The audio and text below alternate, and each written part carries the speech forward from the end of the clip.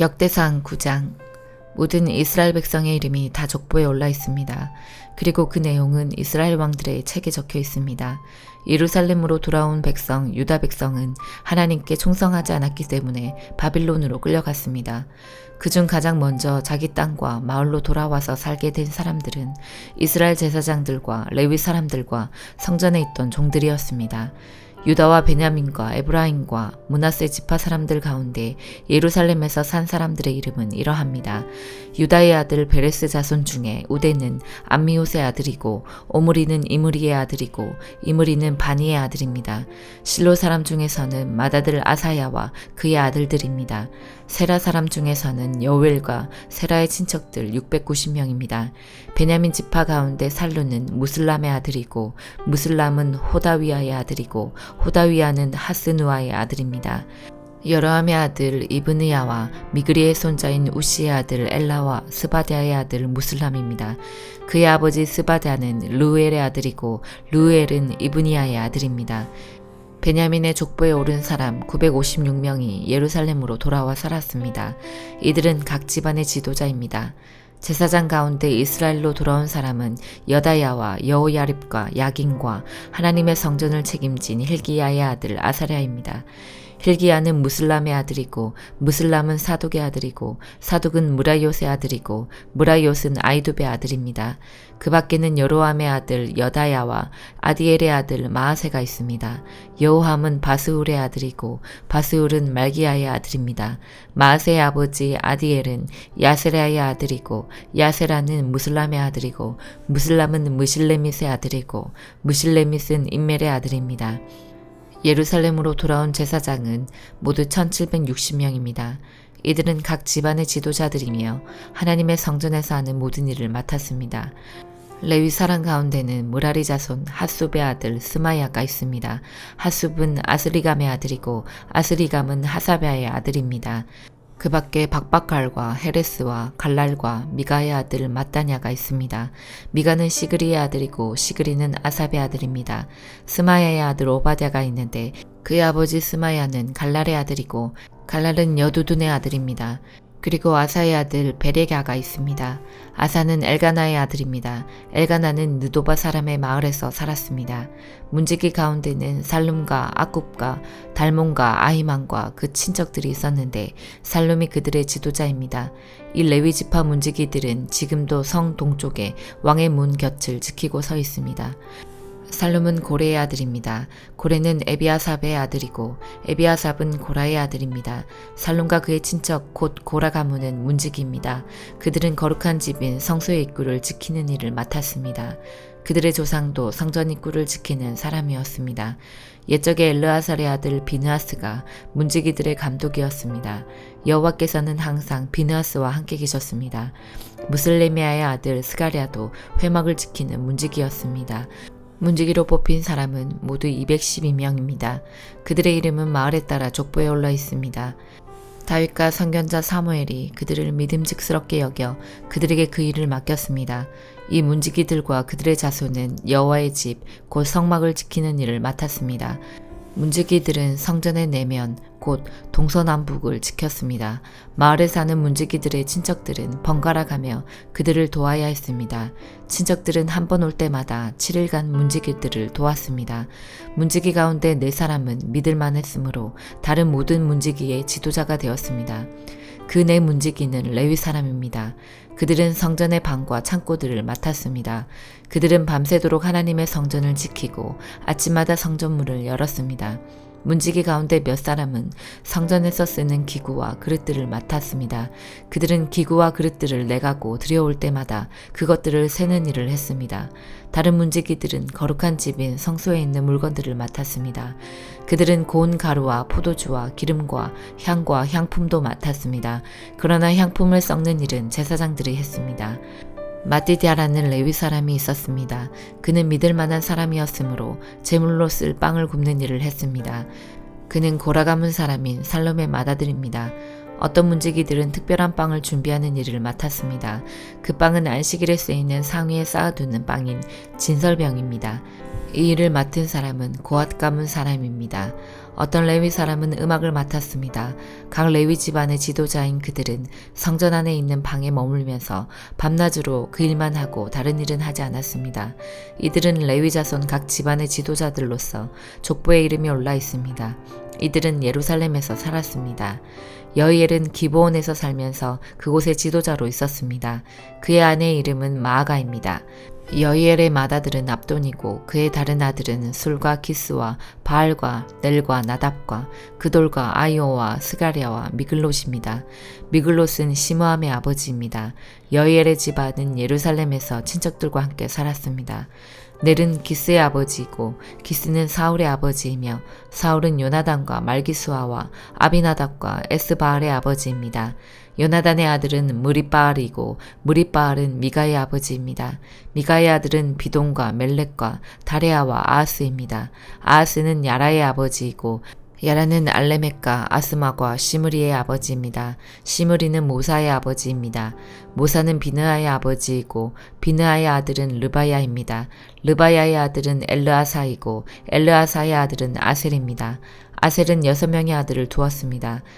그들의 이름은 아스리감과 보그르와 이스마엘과 스아랴와 오바댜와 하난입니다. 역대상 10장. 블레셋 사람들이 이스라엘 백성과 맞서 싸웠습니다. 이스라엘 백성은 블레셋 사람들 앞에서 도망쳤습니다. 많은 이스라엘 백성이 길보아 산에서 죽었습니다. 블레셋 사람들은 사울과 그의 아들들을 끝까지 쫓아와서 사울의 아들 요나단과 아비나답과 말기수아를 죽였습니다. 싸움은 사울에게 불리하게 돌아갔습니다.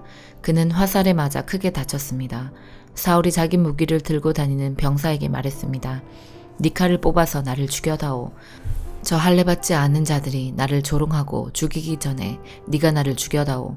하지만 사울의 병사는 두려워서 그를 죽이지 못했습니다. 그래서 사울은 자기 칼을 뽑아 세우고 그 위에 자기 몸을 던졌습니다. 사울의 병사는 그가 죽은 것을 보고 그도 자기 칼 위에 몸을 던져 죽었습니다. 이와 같이 사울과 사울의 세 아들과 그의 온 집안 사람들이 함께 죽었습니다. 골짜기에 살던 이스라엘 백성은 이스라엘 군대가 도망치는 모습과 사울과 그의 아들들이 죽은 것을 보고서 자기들이 살던 성읍을 버리고 달아났습니다. 그래서 블레셋 사람들이 그곳에 와서 살게 되었습니다. 이튿날 블레셋 사람들이 죽은 군인들의 옷을 벗기려고 왔다가 길보아 산 위에 사울과 그의 아들들이 죽어 있는 것을 발견했습니다. 그들은 사울의 갑옷을 벗기고 그의 머리를 자르고 갑옷을 빼앗은 후 사람을 보내어 블레셋 사람들의 모든 땅에 그 소식을 전하게 했습니다. 그들은 자기들의 우상과 백성들이 있는 곳에 그 소식을 전하게 했습니다. 블레셋 사람들은 사울의 갑옷을 그들의 신전에 두었고 사울의 시체는 다곤 신전에 매달았습니다. 블레셋 사람들이 사울에게 한 일을 길르앗의 야베스에 사는 백성들이 들었습니다. 그래서 길르앗 땅 야베스의 용감한 군인들이 사울과 그의 아들들의 시체를 거두어 길르앗의 야베스로 돌아왔습니다. 그들은 사울과 그의 아들들의 뼈를 야베스에 있는 상수리 나무 밑에 묻었습니다. 그리고 7일 동안 아무것도 먹지 않았습니다. 사울이 죽은 것은 그가 여호와께 충성하지 않았기 때문입니다. 그는 여호와께 복종하지 않았습니다. 심지어 무당한테까지 찾아가 무당의 도움을 받으려 했습니다. 사울은 여호와께 찾아가 도움을 구하지 않았습니다.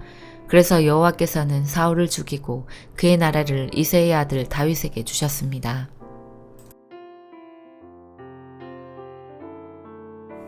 히브리서 12장. 우리에게는 이렇게 많은 믿음의 증인들이 있습니다. 그들의 삶은 우리에게 믿음이 무엇인지 말해주고 있습니다. 그러므로 포기하지 말고 우리 앞에 있는 경주를 열심히 합시다. 우리의 삶 속에서 방해가 되는 것들을 다 없애버리고 우리를 쉽게 올가매는 죄를 벗어버립시다. 우리의 믿음의 시작이며 또 믿음을 완전하게 하시는 주님만을 바라봅시다. 예수님께서는 십자가에서 돌아가실 때 아무것도 아닌 것처럼 모든 부끄러움을 참아내셨습니다. 예수님께서는 하나님께서 예배해 두신 기쁨을 기대하셨기 때문에 그렇게 하실 수 있었던 것입니다. 이제 그분은 하나님 보좌의 오른편에 앉아 계십니다. 예수님을 생각하십시오. 예수님께서는 죄인들이 그를 미워해서 악한 일을 할 때에도 묵묵히 참으셨습니다. 지칠 때라도 낙심하지 말고 예수님의 본을 따르기 바랍니다. 여러분은 죄에 맞서 싸우고 있지만 아직 죽을 정도까지 싸워보지는 않았습니다. 여러분은 하나님께서 그의 아들을 격려하듯이 말씀해 주신 것을 잊었습니까? 내 아들아, 주의 훈계를 가볍게 여기지 말고 주님께서 너를 꾸짖으실 때 낙심하지 마라.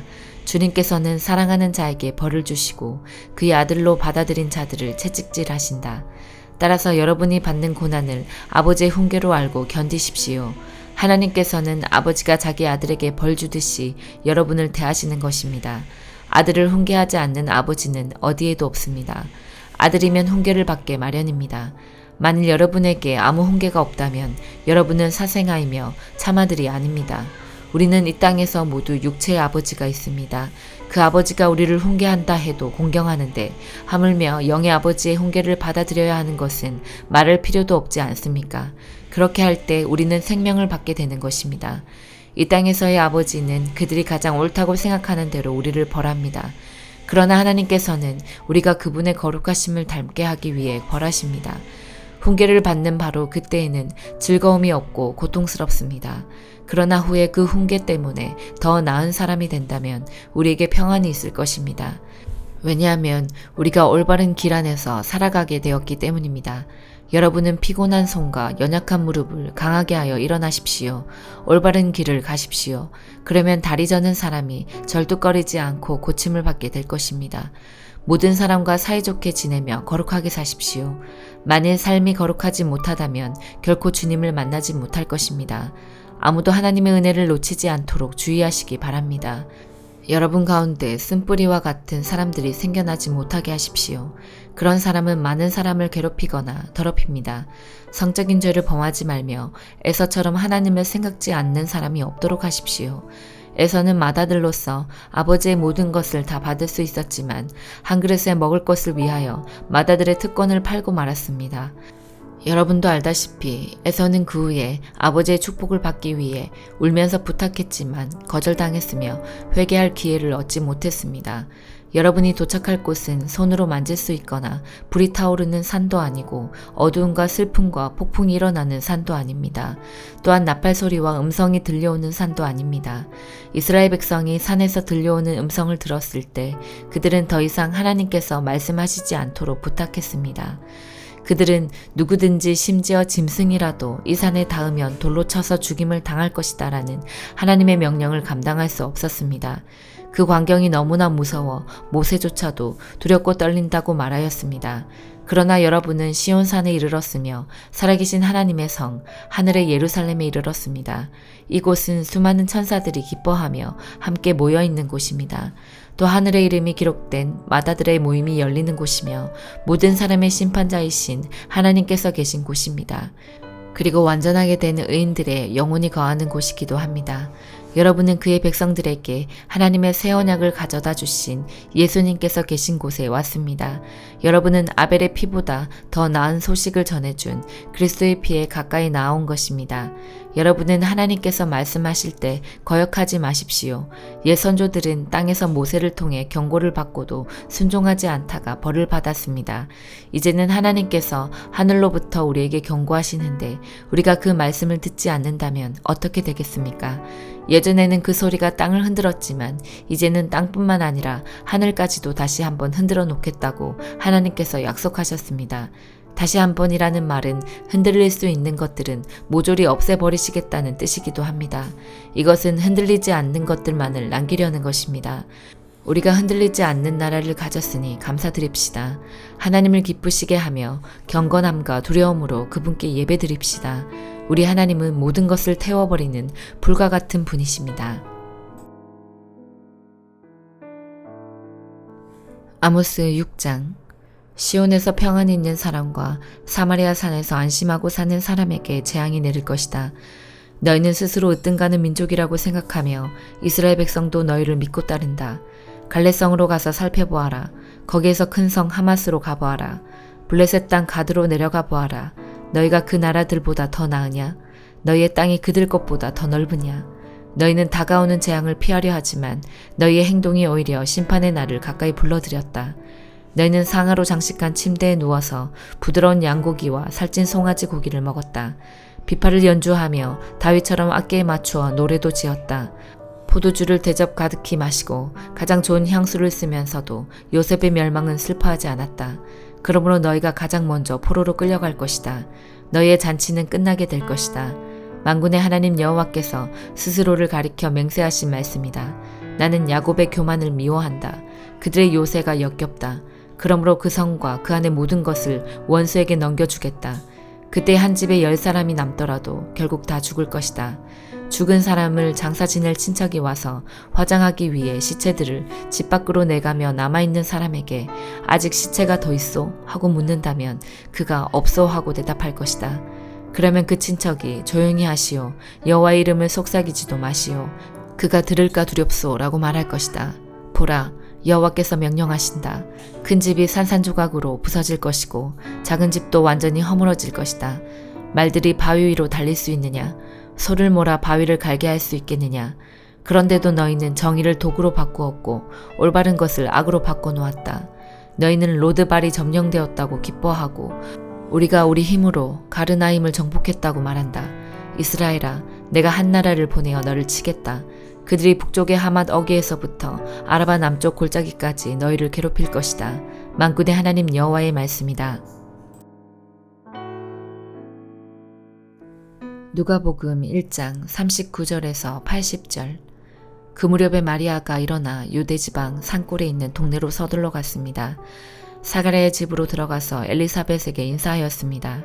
엘리사벳이 마리아의 인사를 받을 때 아기가 뱃속에서 뛰놀았습니다.